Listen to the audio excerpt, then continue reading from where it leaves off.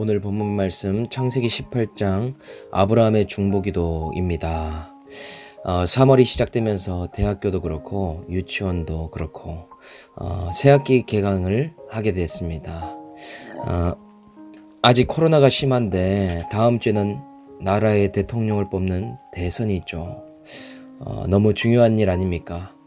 이 일을 위해서도 또 많은 교회들과 많은 성도님들이 기도하고 있는 것으로 알고 있습니다. 또한 사순절이 시작되고 있습니다.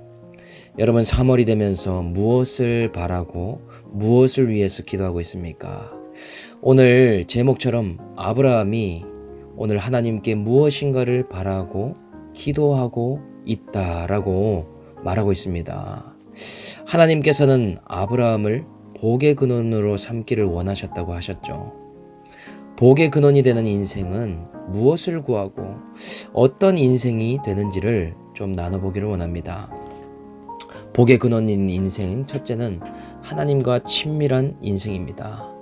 16절에 그 사람들이 거기서 일어나서 소돔으로 향하고 아브라함은 그들을 전송하러 함께 나가니라. 어제 아브라함이 세 사람의 모습으로 나타난 하나님을 영접하면서 섬겼다고 하지 않았습니까? 상수리 나무에서 하나님을 섬기는데 이제는 떠날 시간이 된 것 같습니다. 세 사람이 소돔으로 향하기를 원하기에 아브라함은 이제 그들을 보내드리려고 함께 따라 나갑니다. 열심히 섬겼는데 끝까지 떠날 때까지도 하나님을 섬기는 모습, 그것을 볼 수 있죠. 돌이켜보면 하나님께서 나그네처럼 아브라함에게 방문하셔서 테스트하시면서 친히 이루실 약속의 말씀을 하셨지 않습니까? 그런데 이제 얼굴을 돌려 소돔으로 향한다고 합니다. 구속사의 시간표를 따라서 소돔의 심판을 행하셔야 되기 때문이더라. 하나님을 섬기며 순종하는 아브라함에게 하나님께서 또 무엇을 말씀하십니까? 17, 18절에 여호와께서 이르시되 내가 하려는 것을 아브라함에게 숨기겠느냐? 아브라함은 강대한 나라가 되고 천하 만민은 그로 말미암아 복을 받게 될 것이 아니냐. 하나님은 아브라함에게 자신의 뜻을 숨기지 않는 복을 주십니다. 하나님께서 아브라함에게 내가 너에게 어찌 숨기겠느냐? 여러분들도 가까운 사람에게는 힘든 것을 표현하게 되지 않습니까? 직장에서 있었던 일, 관계에 어려운 일, 또 속상한 사건들을 말하게 되죠. 하나님께서도 아브라함을 그런 대상으로 보고 계신다라는 것입니다. 아브라함이 어떤 과정을 거쳤기에 하나님이 이렇게 자신의 뜻을 이야기하고 계십니까? 여러분들 기억하시죠? 아브라함은 부르심을 받고 고향과 친척과 아비의 집을 떠났죠.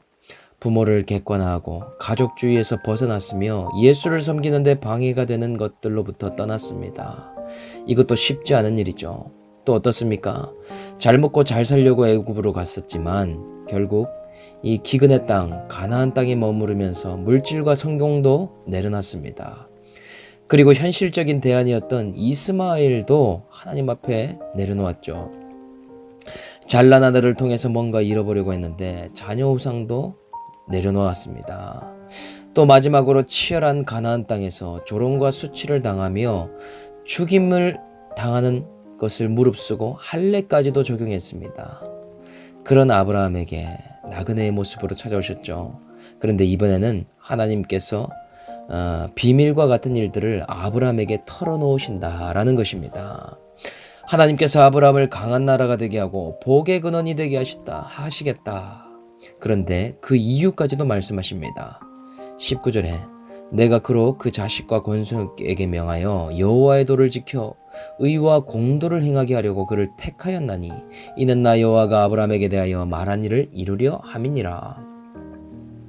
아브라함을 택하신 이유는 아브라함 혼자 잘 먹고 잘 살라고 그러신 것이 아닙니다. 아브라함이 성공하라고 그런 것이 아니더라. 그랬다면 갈대아 우르를 떠날 필요가 없었지 않겠습니까? 애굽에 눌러 앉았으면 제일 좋은 일 아닙니까? 그런데 그런 이유가 아니기 때문에 아브라함을 믿음의 훈련을 시키셔서 그의 혈육과 자손들과 나라 모두가 하나님의 뜻을 따르고 행하게 하려고 불렀다라고 말한다는 것이죠. 여기에 무슨 단어가 나옵니까? 여호와의 도를 지켜 의와 공도를 행하게 하려고. 쉽게 이야기해서 하나님의 말씀을 믿음으로 따르게 하기 위해서 아브라함을 대표로 선택하시고 불러내셨다라는 것입니다. 아브라함의 믿음이 훈련이 앞으로 자자손손 대대로 이스라엘이라는 나라에까지 흘러내려가야 되기 때문에 그렇게 부르셨다. 이렇게 믿음의 한 사람이 중요한 이유는 그 한 사람을 통해서 의와 공도를 주도하는 역할을 맡게 하기 때문에 그렇습니다. 가정에서 내가 아브라함처럼 가장 먼저 부름받았습니다. 하나님의 말씀을 먼저 듣고 목자로서 가장으로 엄마로 서 있게 하셨습니다. 또 우리 집안에서 예수 믿는 자로 부르시고 고난을 가장 먼저 해석하게 하십니다. 나의 부모님도 신앙생활했지만 더 깊은 신앙으로 나를 인도하시더라. 무엇 때문입니까? 잘 먹고 잘 살기 위해서, 성공하기 위해서, 아니면 복 받기 위해서 그런 것들이 아니더라는 것이죠. 저와 여러분들을 통해서 가정과 집안, 대대손손 주변 사람들까지 여호와의 의와 공도를 행하게 하기 위해서더라. 하나님의 뜻을 아브라함과 같은 한 사람을 통해서 이루려고 하나님이 그렇게 부르셨다라는 것이죠. 그 일을 위해서 저와 여러분들을 부르신 것입니다. 얼마나 놀랍습니까? 그래서 나 여호와가 아브라함에 대하여 말한 일을 이루려 함이라. 오늘 우리가 해야 할 일은 무엇입니까? 세상의 욕심도 좀 내려놓는 일을 해야 됩니다. 가족주의, 자녀우상 좀 하나님 앞에 맡겨놓고 내려놓을 수 있어야 됩니다. 자녀도 하나님께 맡기고 또 수많은 전쟁을 내 힘이 아니라 할례를 행함으로 하나님께 맡겨버리는 것입니다. 그리고 무엇보다 상수리 나무에서 하나님을 섬기며 하나님과 친밀해지는 일을 해야 하더라. 그것이 사순절에 해야 될 일이고 이 코로나가 심한 이때에 해야 할 일입니다. 여러분은 하나님과 친밀해져 가고 있습니까? 하나님께서 여러분들에게 어떤 일들을 지금 말씀하고 계십니까? 아무것도 들리지 않고 하나님이 멀게만 느껴지고 있진 않습니까? 여러분의 상수리 나무에서 주님을 찾고 주님을 섬기며 주님께 회개함으로 나아가십시오. 오늘 그렇다면 아브라함과 같이 저와 여러분들에게 맡기신 일이 무엇인지 보여주시며 말씀하실 것이고 그 일을 이루어 가실 것입니다. 복에 근원된 인생 두 번째는 소돔과 고모라와 같은 자를 위해 중보하는 인생입니다. 20절에 여호와께서 또 이르시되 소돔과 고모라에 대한 부르짖음이 크고 그 죄악이 심히 무거우니 내가 이제 내려가서 그 모든 행한 것이 과연 내게 들린 부르짖음과 같은지 그렇지 않은지 내가 보고 알려 하노라. 하나님께서 말씀을 하시는데 소돔과 고모라 성에 어떠한 부르짖음이 있었다라고 말씀하십니다. 여러분, 창세기에서 죽임당한 아벨의 핏소리가 땅에서 부르짖는 것을 하나님께서 들으셨다라는 것 기억나시죠?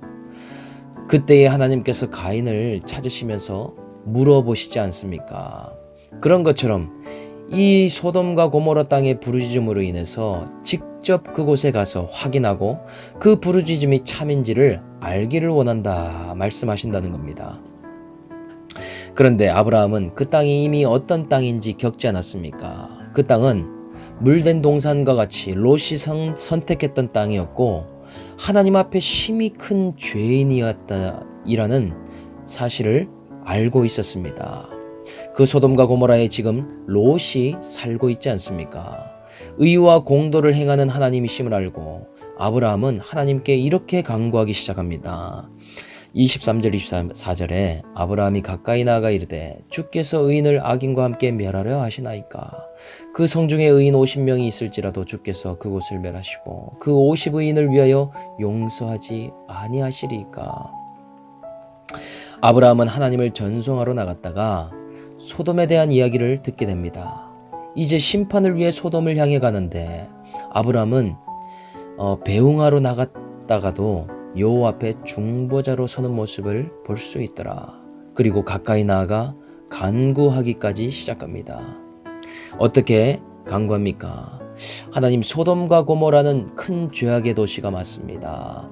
그곳에는 하나님의 의와 공도를 찾아볼 수 없고 악과 음란으로 심판을 피할 수 없는 도시입니다. 그렇게 급박하게 심판을 행하실 수밖에 없으시겠지만 혹시라도 의인이 50명이 있다면 용서해 주시면 어떻겠습니까? 이렇게 간구한다는 것이죠. 그런데 아브라함이 배웅하러 갔다가 중보자로 선 것도 놀랍지만 이 간구에 대한 하나님의 반응이 더 놀랍습니다. 이 간구가 얼마나 대단했는지 하나님의 계획과 생각을 조금 바꾸어 놓더라. 아브라함이 간구한 것을 들으시고는 이렇게 말씀하십니다. 26절에 여호와께서 이르시되 내가 만일 소돔 성읍 가운데서 의인 50을 찾으면 그들을 위하여 온 지역을 용서하리라. 하나님께서 집중하고 있는 것은 불신자들이 아니죠. 하나님을 모르는데 어떤 의를 기대할 수 있습니까? 주님을 버리고 살아가는데 어떤 선을 생각해 볼 수가 있겠습니까? 아무런 기대감이 없다라는 것이죠. 도리어 하나님께서는 믿음을 가진 자들 때문에 심판을 미루시고 유보하시는 분입니다. 알곡이 있기 때문에 가라지를 다 쳐내지 않는다라는 것이죠. 하나님 앞에 서서 중보하는 자들이 있기 때문에 심판을 감하며 기다려 주시더라라는 것입니다. 그래서 인생이 망하게 되는 이유는 죄가 많아서가 아니라 의가 부족해서 망하게 되는 것입니다. 교회가 쇠퇴하고 공동체가 무너지는 이유가 무엇입니까? 죄악이 넘쳐서라기보다 하나님께서 원하시고 찾으시는 의가 모자라기 때문이더라. 우리 가정이 심판의 사건이 오고 고난을 피할 수 없는 이유는 예수를 믿고 회개하는 의가 없기 때문이기 의가 없기 때문이더라. 여러분 어떻습니까? 그렇기 때문에 이 말씀을 듣는 저와 여러분들은 무슨 역할을 감당해야 됩니까? 우리는 가정에서 소돔 같은 자녀를 위해 중보자로 서 있어야 된다는 사실이죠. 고모라 같은 배우자라도 하나님 앞에 믿음의 강구자로 내가 먼저 서 있어야 된다라는 것입니다. 우리 가정, 우리 공동체를 살려놓으신 이유는 날마다 주님 앞에 회개하며 믿음으로 간구하는 의인 한 사람이 있기 때문이고 아브라함과 같이 영적 후사를 낳는 하나님의 맡기신 사명자가 있기 때문이더라. 그런데 그 이후에도 아브라함의 간구가 계속됩니다. 계속해서 의인 40명이라도 주님 멸하시렵니까? 의인이 30명이 있어도 멸하시겠습니까? 주님 20명이라도 마지막으로 10명이라도 주님 멸하시겠습니까? 왜 이런 기도를 하고 있습니까? 아브라함이 하나님을 떠나 있는 이 롯이 생각났기 때문이죠. 갈대아 우르를 함께 떠나왔지만 믿음을 버린 조카 롯, 이 롯을 살려야 되겠다는 마음 때문이 아닙니까? 이런 아브라함의 간구로 하나님께서는 10명에 의해서 50명에 의해서 10명에 의라도 결단코 멸하지 않겠다 약속을 해주십니다. 하나님의 공의의 기준에서 훨씬 못 미치고 의가 부족해도 멸하지 않겠다 약속하셨다라는 것이죠. 이렇게 아브라함의 입장에서는 롯이 너무나 잘 먹고 잘 살고 있기 때문에 구원과 멀어지는 삶을 보면서도 애통해하며 기도해 줄 수밖에 없었습니다. 하나님을 버리고 인생의 목적이 행복을 쫓는 롯이 멸망당한다는 소식을 들었을 때 롯의 구원을 위해 간절히 기도하며 간구했다라는 사실이죠. 혹시나 내 가족, 친척, 내 이웃이 망하게 된다라는 소식을 들었을 때 무엇을 할 수 있겠습니까? 그때가 바로 구원의 때이고 중보의 때이며 하나님 앞에 애통함으로 간구해야 할 때입니다. 이렇게 아브라함과 같이 복의 근원이 되어서 하나님과 친밀하고 또 소돔과 고모라에 있는 내 자녀, 내 배우자, 가정과 집안을 위해 중보자로 서 있는 저와 여러분들 다 될 수 있기를 주 예수의 이름으로 축복합니다. 적용 질문 드리겠습니다. 어떠한 것을 감수해서라도 하나님께서 기뻐하시는 한 가지 적용을 한 것이 있습니까? 하나님을 섬기고 하나님과 친밀하게 교제하는 상수리 나무는 어디입니까? 내가 중보해야 할 소돔과 고모라, 롯은 누구입니까? 함께 기도하겠습니다. 하나님 아버지, 오늘도 하나님의 의와 공도를 행하기에 너무나도 모자란 죄인이 바로 저입니다. 저를 고향과 친척과 아비지를 집을 떠나 애굽도 아닌 수할 땅도 아닌 가나안 땅에 머무르며 영적 후사를 낳으라는 사명을 주시고 계십니다. 이제 저의 인생의 행복과 성공을 쫓는 인생이 아니라 기근의 땅이라도 약속의 땅에 머무르고 하나님의 의와 공도를 행하도록 주께로 인도하는 역할을 잘 감당할 수 있도록 은혜 내려 주시옵소서. 오늘 아브라함이 하나님의 심판을 생각만 해도 중보하게 되며 간절히 생각나는 롯이 있었습니다.